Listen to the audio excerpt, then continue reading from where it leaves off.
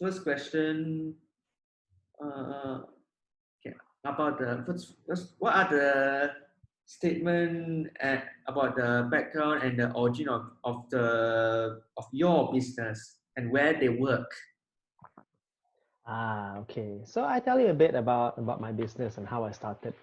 I started my business in 2005, right? So basically, the story was I had a friend of mine who said, "Hey, Izaz, I want to start a studio for rehearsing." It seemed like a good idea, but at the time, I've started playing around with the saxophone a bit at the time.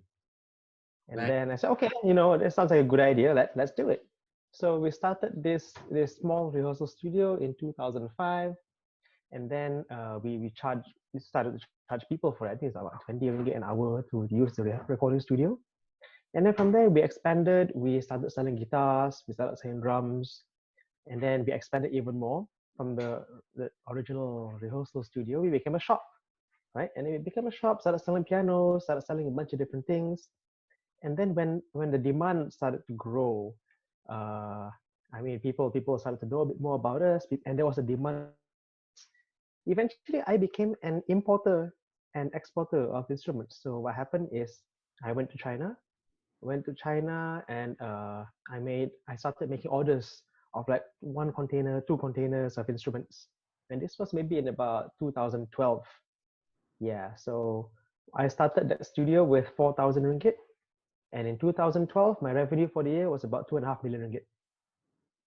What about the origin of the business? I mean, what about the origin of your business? So it started because I needed a place to rehearse. It started because I was a musician. I played saxophone. I played alto saxophone, and I used to play a lot in the KL circuit. I used to play in all these clubs and bars and stuff like that. So I needed a place to rehearse. The origin of it was when my friend called me, "Hey, you want to put a rehearsal studio together?" And I said yes. Yeah, so we built that studio together. That was the origin of it. What is your job scope of your business, by the Mr. Izaz? What is your job scope? Yes. So when I was there, I was managing director of the business. So my job scope is actually everything. As I was owner, right? So as a business owner, you have to do everything from top to bottom. What do you mean from top to bottom? That means when you have a customer walking into your store, right? You have a customer coming in, then you'll have to ask the customer what he wants, right? How much does he want to buy it for? What sort of brand does he want? And then when the customer says something, you have to go and supply him whatever equipment that may be. It could be guitar, it could be a drum set, and then you have to talk to the suppliers, then you have to talk to the exporters, talk to the importers. You put this entire supply chain together, and then you supply it to the customer. So my job really did human resource, it was finance, right? It was making decisions, it was everyday operations and strategic vision. If that's the to be put in a nutshell. Basically, it's all like CEO position. The second question, what are the true research on the equipment, personnel, and skills required for the business, Mr. Izaz? Oh, okay. So first of all, I was in the music business, but you know what? Take away music from that, you're left with business, right? So at the end, for a business to be successful, you have to make money, right? That's the real bottom line of it. The real nak kata apa, the objective of a business is to make money. And sometimes that's where, as a musician, you kind of get sidetracked, because as a musician, what you want to do is you want to deliver beautiful art, right? You want to deliver a good performance. You want to have a great recording. You want to have good sound. Sometimes that doesn't make business sense, right? Sometimes a decent recording would do. Sometimes a decent performance would do. Sometimes a decent sound would do, but it would pay the bills, right? And if you really wanted to get into business, I would suggest a couple of things. Number one, you have to be very, very determined, right? You have to be very determined because there are going to be a lot of challenges, and challenges will come from all over the place. You'll have money challenges, you'll have people challenges, you'll have supply challenges, you'll have human resources, all sorts of things are going to come your way. You have to be prepared to manage, right, and to understand that operations, right? Because very, very challenging, number one. Number two, what you have to understand that the bottom line of business is to make money, right? And sometimes, as a musician, I've done shows for free. Right? I have done shows for free. I've done shows for from anything from for free until about maybe, I remember there was one show I got paid like about 6,000 ringgit for that show. So yeah, it's a whole spectrum in between. But for a musician, you just want to go out there, you just want to play your art, and you want to get better. You want to get better on stage. You want to get tighter with the band, right? And so all those things are stuff that doesn't necessarily involve a monetary transaction, right? It's stuff that you really want to get good at. But when you run a business, right, then you have to start to understand that everything you do, every second of your time, everywhere you go, that's all money spent. If I, for example, if I went and played at a gig, right? Let's say with a couple of friends, I get paid at a gig, and as compared to me going back to the store and taking care of the shop, right? The gig is fun. The gig is great. I get to be with my friends. I get to practice. I get, I get that enjoyment of being with the band. But then staying at the store and selling stuff, which one will make me more money? Yeah.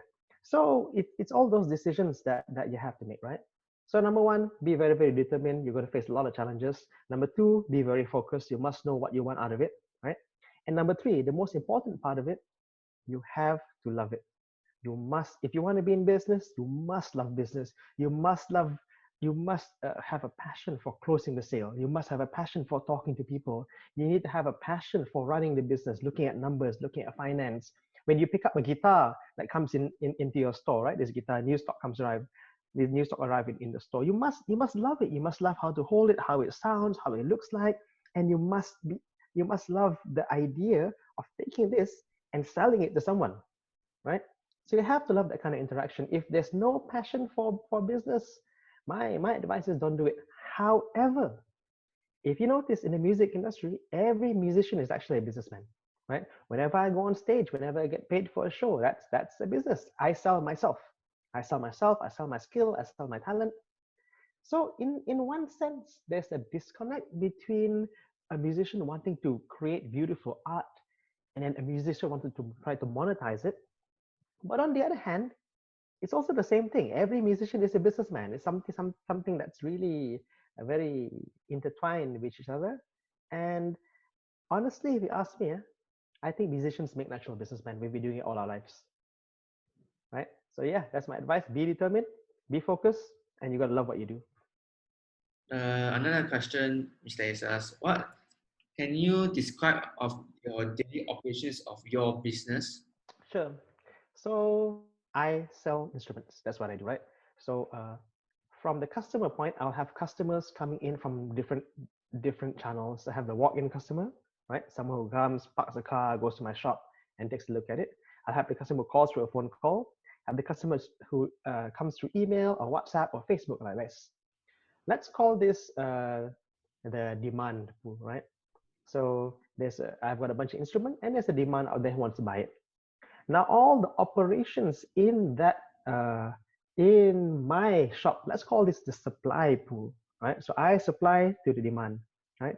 So the operations that go on in the supply pool, we take it all the way from the top. Number one, you have to find your products, right? Before you can sell a guitar, you have to buy a guitar, correct? Otherwise, what are you going to sell, right? So you have to go and talk to suppliers, negotiate a good price, and you buy a guitar. And the guitar comes back to the office. You have to take the guitar, log it into the system. Log it into the system. How much does it cost? How much you're going to sell this for, right? And then before you sell it to the customer, you need to have a salesman, a salesperson, right? A salesperson will have to go and take care of the customer. Say, hey, this guitar is great. This guitar can do what you're looking for. And eventually the person will sell it. So you have to monitor sales as well, right? So I would say if in my entire job scope, the whole operations, taking care of supplies, taking care of costing, taking care of the cash flow and the finances of the company, taking care of human resource, the people who actually do the work, right? Taking care of the customers, and very, very important, taking care of the bank. Because if your bank doesn't like you, or if you have a very bad relationship with the bank, you don't pay your bills on time, then the bank won't help you anymore. Yeah, so that really it's quite big. It's like running a real. It is. It's running a business. Right. And of course, we also have the teaching part of it. So I used to be a teacher as well, right? So in my business, we have two revenue streams. One is from sales, and one is from teaching, right? So the sales part is quite straightforward. Someone comes in, wants to buy a guitar, wants to buy an instrument, we sell to them. And then the teaching part is a bit more complicated because what happens is you have to hire teachers, right? Hire teachers who would teach a student that's coming in. And sometimes the teacher couldn't make it and the student's there. Someone has to replace that teacher, and that usually would be me. Any others? For any, I mean, any other description of the daily operation of your business?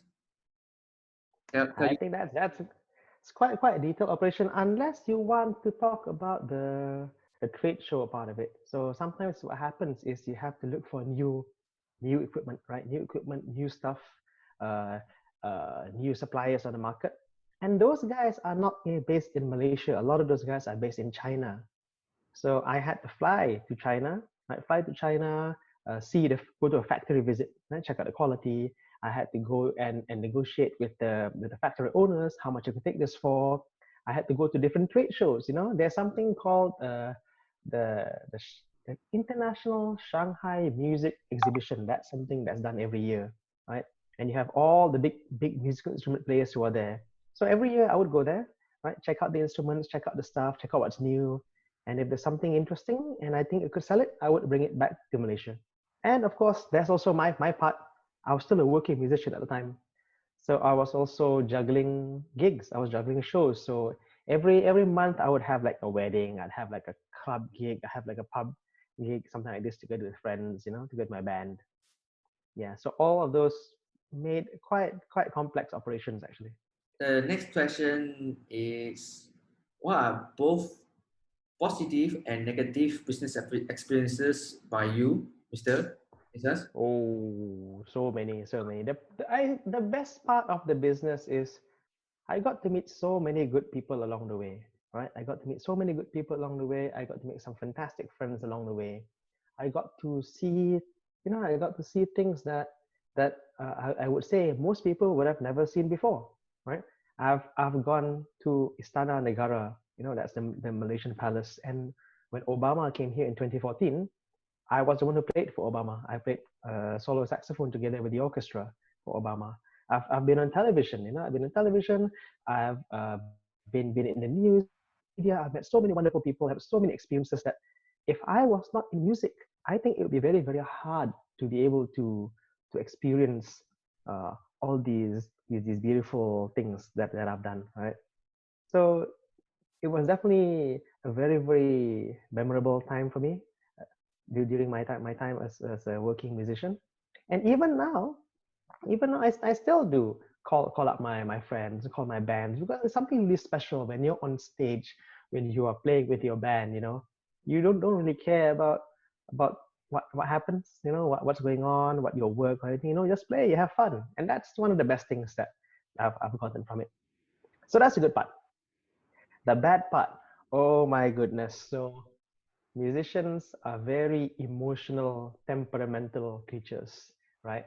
Because we're artists, and artists, it's not a horse. When you're in the creative industry, right? When you're a musician, music is not like a horse or a car that you drive and then stop. Drive, turn left, turn right, and then stop, right? Or you can turn and then park it and then reverse when something goes wrong. Music isn't like driving a car. Music is like riding on top of a tiger, right? So you can tell the tiger to turn right, but the tiger doesn't want to do it, it won't, right? And if you get down, sometimes you get eaten.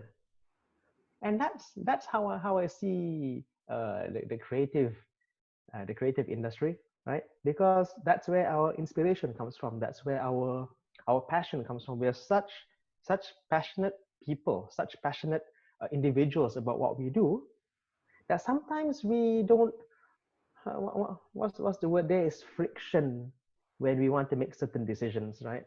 And that friction sometimes comes into business decisions, and that makes it very, very complicated, and it can be also very, very painful. So the best thing about this, long story short, is the people, right? The worst thing about this is also the people. Both positive and negative ones are people, by the way. Yes, it's all about the people. So on the next question, what are the goals of your business? Very simple, right? Our goal was to make money. Our goal, two goals. Number one, survive as a business, right? And number two, try to make some money. But really, the my goal was to ensure that people could get affordable guitars, affordable music instruments, and bring it to the mass market. That was really the purpose of the company, right? And then we also wanted to be a place where you could find every brand, right? Every brand of guitar, every brand of piano or keyboard, you could find it there, right?